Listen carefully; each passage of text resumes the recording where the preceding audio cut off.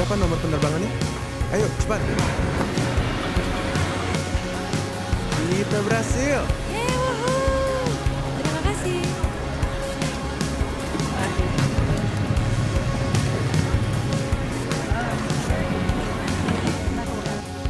Bisa dibilang dia adalah orang paling terkenal sepanjang sejarah.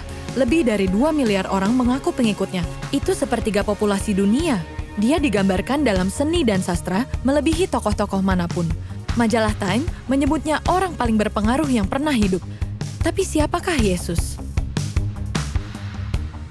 Sebagian hidup saya bukan seorang Kristen. Saya berasal dari keluarga pengacara. Ayah saya seorang pengacara. Ibu saya juga seorang pengacara. Kakak saya seorang pengacara. Putra dan putri saya memenuhi syarat sebagai pengacara. Kedua kakek saya pengacara dan paman saya pengacara. Jika kami punya kucing, pasti dia juga akan menjadi pengacara. Ayah saya seorang Yahudi sekuler. Dia melarikan diri dari pembantaian dan banyak dari keluarganya meninggal dalam pembantaian tersebut. Ibu saya juga bukan orang yang pergi ke gereja. Ayah saya menyebut dirinya agnostik. Dan saya menyimpulkan diri saya sebagai seorang ateis saat remaja. Saya seorang ateis yang senang berargumentasi. Saya tidak mencoba mengubah orang menjadi ateis, tapi jika ada yang mencoba mempengaruhi saya menjadi Kristen, saya pasti akan berdebat dengan mereka. Saya dulu agak curiga terhadap orang Kristen. Pada saat cuti tahunan, saya bertemu dengan beberapa dari mereka yang mempunyai senyuman yang mencurigakan. Dan tahun pertama kuliah, kamar saya bersebelahan dengan teman baik saya, yaitu Nicky Lee.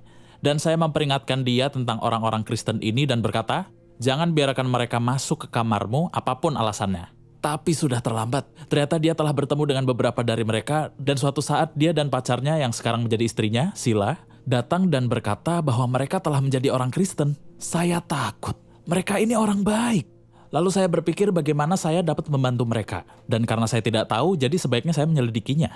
Jadi saya berhasil menemukan sebuah Alkitab tua dan malamnya saya membacanya.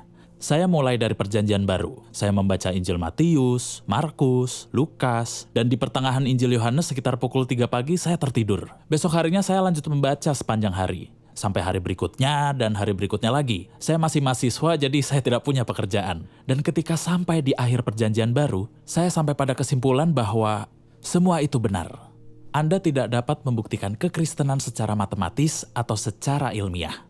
Sains memang sangat penting, tapi sains hanya menjawab jenis pertanyaan yang berbeda.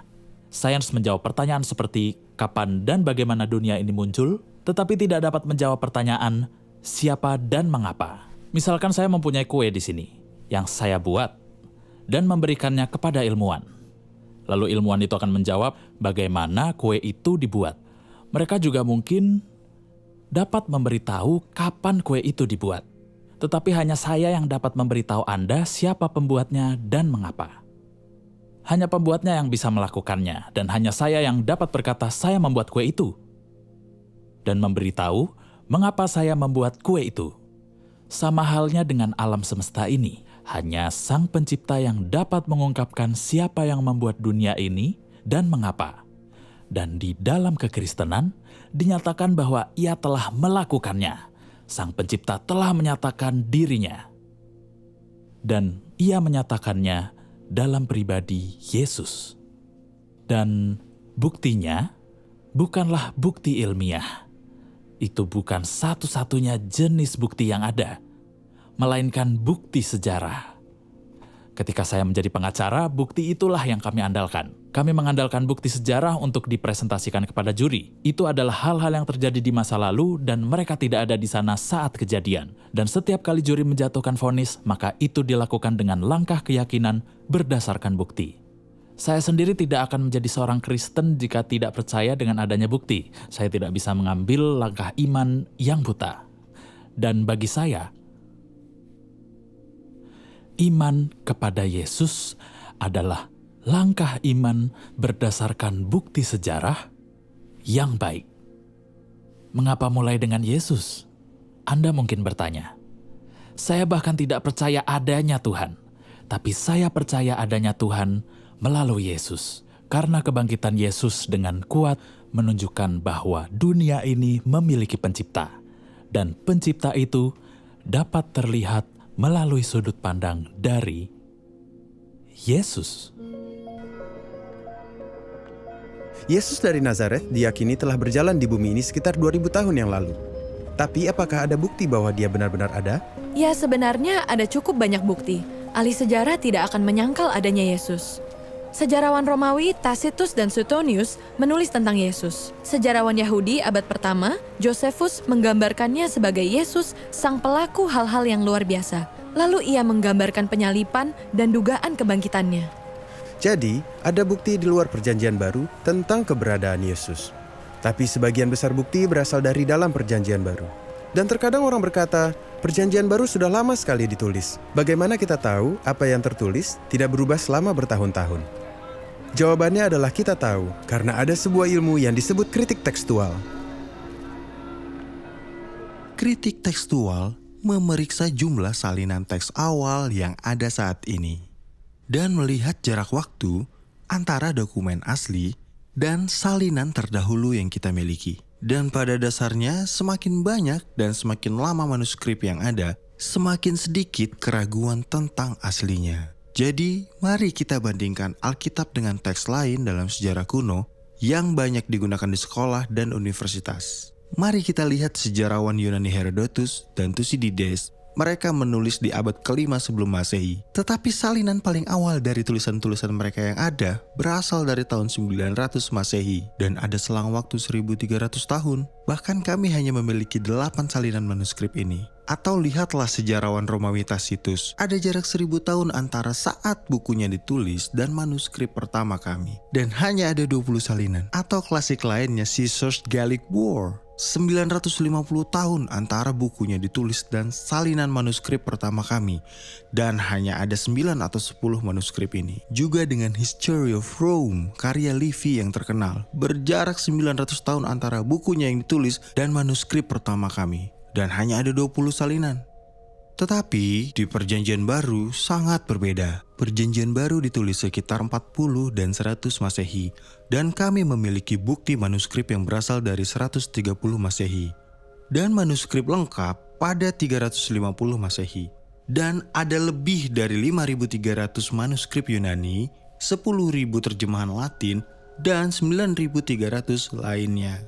Jadi Anda tahu kita bisa sangat yakin dengan keakuratan, keaslian, dan integritas kitab Perjanjian Baru yang telah diwariskan kepada kita hari ini. Hal yang luar biasa tentang Alkitab adalah jarak kronologi yang begitu pendek antara peristiwa yang digambarkan dan manuskrip pertama kami. Jadi dalam banyak hal, para ahli Alkitab sangat beruntung karena dapat memeriksa hal-hal ini dan menemukan bahwa mereka jauh lebih dapat diandalkan daripada alternatif yang Anda cari. Sebagai seorang ahli, dengan sangat senang hati saya mengatakan bahwa saya mempercayai ini, saya menganggapnya sangat serius dan saya mengandalkannya. Profesor F.J.A. Hort, salah satu ahli terbesar di bidang kritik tekstual, menyimpulkan bahwa dalam keragaman dan bukti-bukti yang mendasarinya, teks Perjanjian Baru berdiri secara mutlak dan tidak dapat disandingkan dengan tulisan-tulisan prosa kuno. Dan tidak ada sejarawan sekuler yang tidak setuju dengan ini. Jadi kita tahu dari bukti di luar dan di dalam Perjanjian Baru bahwa Yesus ada. Tapi siapakah dia?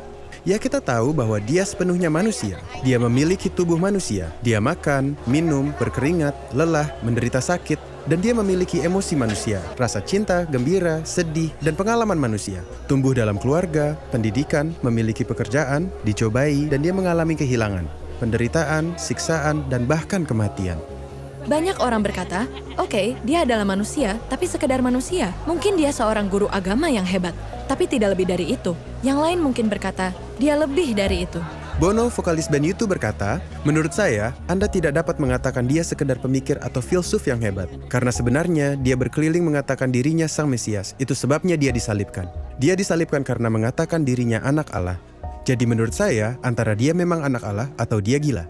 Dan sulit rasanya menerima ada jutaan orang, separuh bumi selama hampir 2000 tahun telah merasakan hidup mereka tersentuh dan terinspirasi oleh orang yang gila. Saya tidak percaya itu. Dia melanjutkan dengan berkata, saya percaya bahwa Yesus adalah anak Allah. Apa bukti yang menunjukkan bahwa Yesus lebih dari sekedar guru agama yang agung? Ada dua bagian untuk argumen ini. Yang pertama, apa yang Yesus pikirkan tentang dirinya sendiri.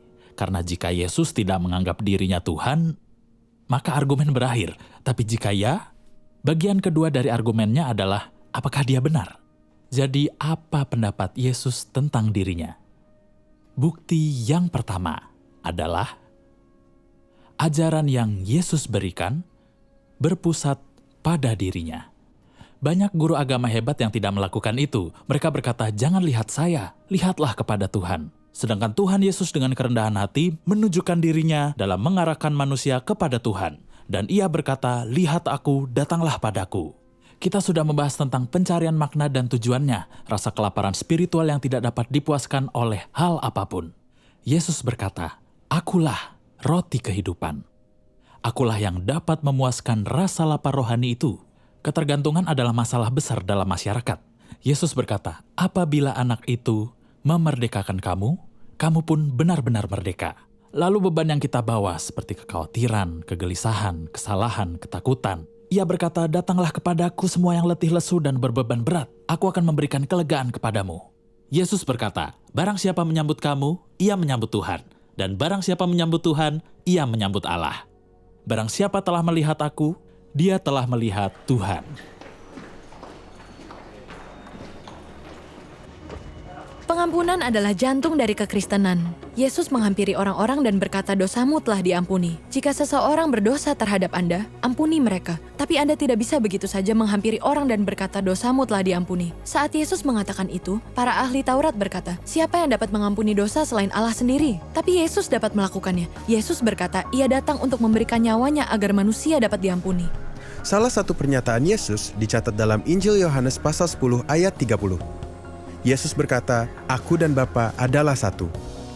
Menyatakan hal seperti itu dinilai sebagai penghujatan oleh para pemimpin agama. Sama saja mengaku sebagai Tuhan dan patut dihukum mati dengan dirajam. Orang-orang mengambil batu untuk melemparinya. Yesus berkata, banyak pekerjaan baik berasal dari Bapakku yang kuperlihatkan padamu. Manakah di antaranya yang menyebabkan kamu mau melempari aku? Bukan karena ini kami mau melempari engkau, jawab mereka. Melainkan karena engkau menghujat Allah dan engkau yang hanya seorang manusia, menyamakan dirimu dengan Allah. Menurut saya, setelah melihat semua bukti, jelas bahwa Yesus membuat pernyataan itu. Itu adalah pernyataan yang mencengangkan dan perlu diuji. Kalau dipikir-pikir, kita dapat melihat hanya ada 3 kemungkinan.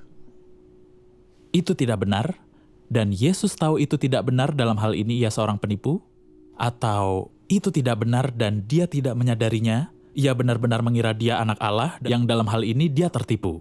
Saya rasa kita akan mengatakan dia gila. Tapi secara logis hanya ada 1 kemungkinan lain, dan itu benar. Dia mengatakan yang sebenarnya. C.S. Lewis, profesor di Cambridge yang paling dikenal sebagai penulis The Chronicles of Narnia, mengatakan, jika ada seorang manusia biasa yang mengatakan hal-hal seperti yang Yesus katakan, dia tidak akan dianggap sebagai guru moral yang hebat. Entah dia akan disebut sebagai orang gila atau iblis dari neraka, Andalah yang memutuskan. Entah orang ini anak Allah, atau gila, atau sesuatu yang lebih buruk, tapi janganlah kita berkata-kata merendahkan dia sebagai guru yang hebat. Dia belum menunjukkan itu kepada kita, dan dia tidak berniat melakukannya.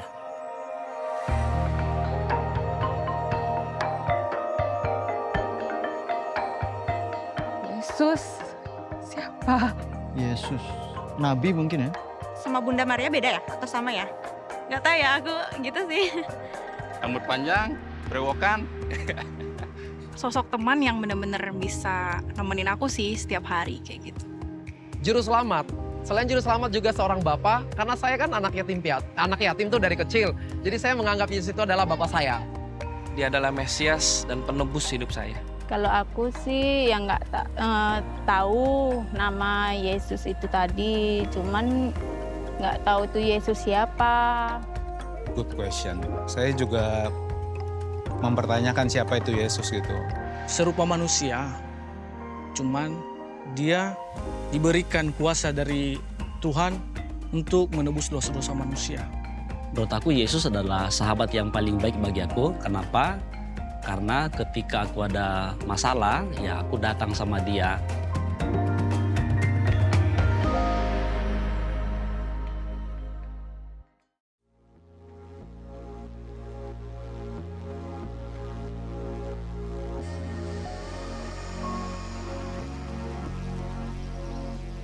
Jadi, apakah tanggapan Yesus tentang dirinya benar? Apa bukti yang mendukung pernyataannya? Bukti pertama adalah ajarannya. Perjanjian Baru mencatat banyak peristiwa di mana banyak orang berkumpul untuk mendengarkan Yesus mengajar. Dan suatu kali, di gunung seperti ini, lebih dari 5.000 orang berkumpul untuk mendengarkan pengajaran Yesus. Khotbah di bukit diakui sebagai salah satu ajaran terbesar sepanjang masa. Ajaran Yesus menjadi dasar seluruh peradaban kita. Banyak dari hukum kita didasarkan pada ajaran Yesus. Kasihilah sesamamu seperti dirimu sendiri. Perbuatlah terhadap orang lain apa yang kamu kehendaki mereka perbuat terhadapmu. Dan yang sangat revolusioner, kasihilah musuhmu. Faktanya, kita telah maju dalam setiap bidang ilmu sains dan teknologi. Namun selama 2000 tahun, tidak ada yang pernah memperbaiki ajaran moral Yesus. Semua yang dikatakan Yesus adalah kata-kata terhebat yang pernah diucapkan. Itu semua adalah kata-kata yang Anda harapkan dari Tuhan. Hal lain yang menandakan kehidupan Yesus adalah kasih-Nya pada mereka yang terpinggirkan. Memberi makan yang lapar, menyembuhkan yang sakit, karakternya mengesankan jutaan orang yang bukan Kristen. Majalah Time menyebutnya sebagai simbol kemurnian, pengorbanan, dan kasih yang paling teguh dalam sejarah kehidupan Barat. Bahkan musuhnya tidak dapat menemukan kesalahan, dan teman-temannya mengatakan dia tidak berdosa. Dikatakan bahwa karakter kita benar-benar diuji saat berada dalam tekanan atau kesakitan. Dan ketika Yesus disiksa, dia berkata, "Ya Bapa, ampunilah mereka, sebab mereka tidak tahu apa yang mereka perbuat."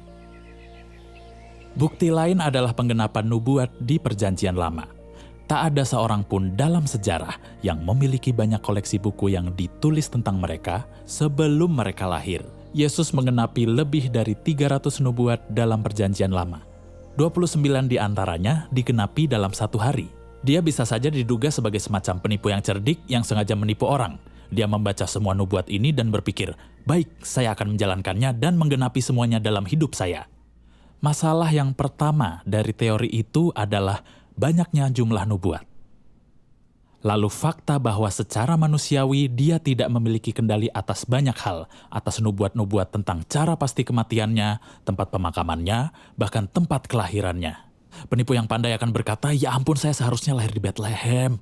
Tapi semua itu sudah terlambat. Lalu bukti yang terakhir adalah penaklukan kematiannya. Kebangkitan Yesus secara fisik adalah landasan dari kekristenan. Dan ini sama seperti kita semua, karena kita semua juga akan mati pada akhirnya. Ini statistik yang mutlak, satu persatu akan mati. Anda ke pemakaman, kemudian peti mati diturunkan. Sepertinya benar-benar berakhir, dan memang betul. Tapi terkecuali bagi Yesus. Yesus mati dan dikuburkan, dan kemudian dibangkitkan.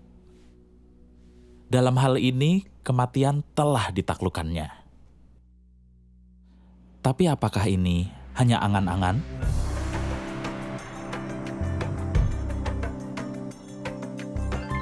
Of course, ya. Menurut saya tidak sih. Mungkin. Yesus kayaknya belum mati deh, tapi dia dari di sana di atas gitu. Bisa jadi nggak terlalu percaya, tapi kemungkinannya ada. I think so because the miracles happen everywhere. Kayaknya enggak. Emang bisa ya orang mati itu bangkit? Pasti bangkit lah, pastilah bangkit. Karena kalau dia nggak bangkit dari kematian, yang sekarang kita nggak tahu tentang Injil dan kekristenan tuh nggak ada gitu. Mungkin ya meninggal karena pribadinya baik atau apa, waktu masa hidupnya mungkin dilahirkan lagi jadi manusia gitu. Saya sendiri juga merasa apakah seseorang meninggal itu bisa bangkit kembali, saya juga tidak percaya hal tersebut. Karena kan bukti-bukti juga sudah nyata ya, sudah diketemukan kainnya dan sebagainya, itu membuktikan bahwa Tuhan Yesus memang bangkit.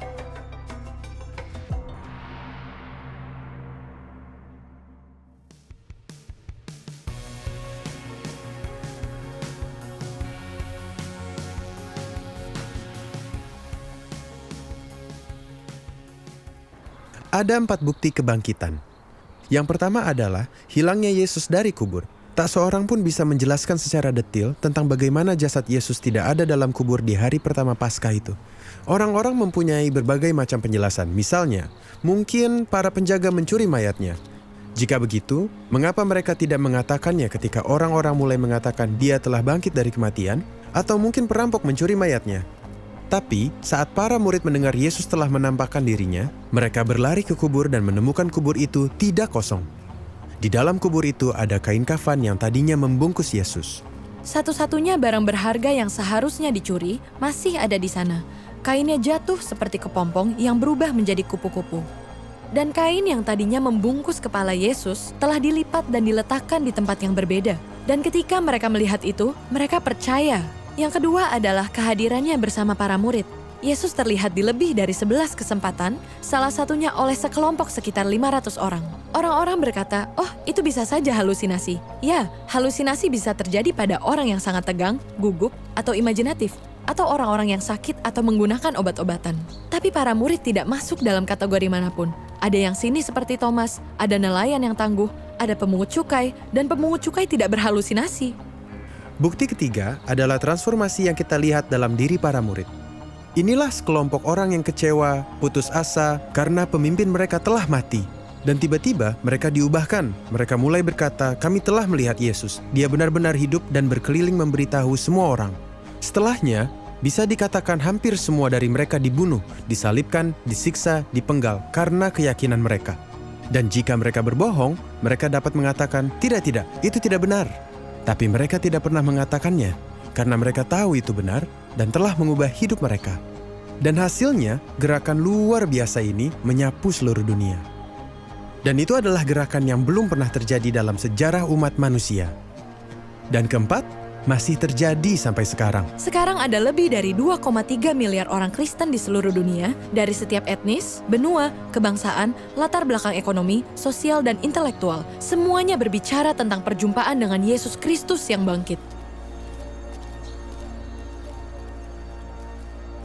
Jadi apa kesimpulan tentang Yesus? Jelas bagi saya, Yesus benar-benar mengaku sebagai manusia yang identitasnya adalah Allah. Dan saat kita melihat bukti dari ajarannya, hidupnya, karakternya, pengenapan nubuatnya, dan kebangkitannya, dan mengatakan bahwa dia seorang yang gila atau penipu, bagi saya tidak masuk akal. Tidak logis dan tidak dapat dipercaya. Tapi sebaliknya, ini memberikan bukti pendukung yang paling kuat kepada kita, bahwa apa yang Yesus katakan tentang dirinya adalah benar. Dan saya melihat buktinya ketika saya membaca Perjanjian Baru. Saya sampai pada kesimpulan bahwa itu benar. Saya tadinya tidak ingin menjadi seorang Kristen, karena saya pikir kehidupan saya akan selamanya sengsara dari sejak saat itu, jadi saya mencoba menundanya. Saya pikir saya akan menundanya sampai saya sekarat.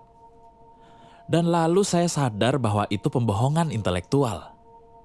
Jadi dengan sangat berat hati, saya berkata, oke, ya. Dan saat itu, saya masih mengingat momen itu dengan sangat jelas. Itu turun dari kepala saya, sebuah keyakinan bahwa itu benar, ke dalam hati saya. Memiliki sebuah pengalaman, hubungan ikatan dengan Yesus. Dan secara tidak sadar, saya menemukan apa yang saya cari selama ini, yaitu sesuatu yang memberikan makna tujuan akhir hidup saya. Dan itu adalah tempat yang saya tidak sangka sama sekali bahwa saya akan menemukannya.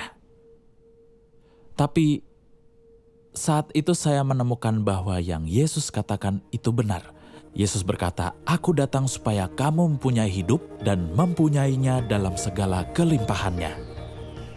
Dan ternyata memang benar bahwa Allah telah menyatakan dirinya di dalam Yesus. Yesus sungguh seperti yang dia klaim. Yesus sungguh bangkit dari kematian. Ada harapan di luar dari kehidupan ini. Dan bahwa ada harapan di sini, di dalam hidup ini. Saat mengalami perjumpaan dengan Yesus, kita menemukan hidup dan hidup dalam segala kelimpahannya.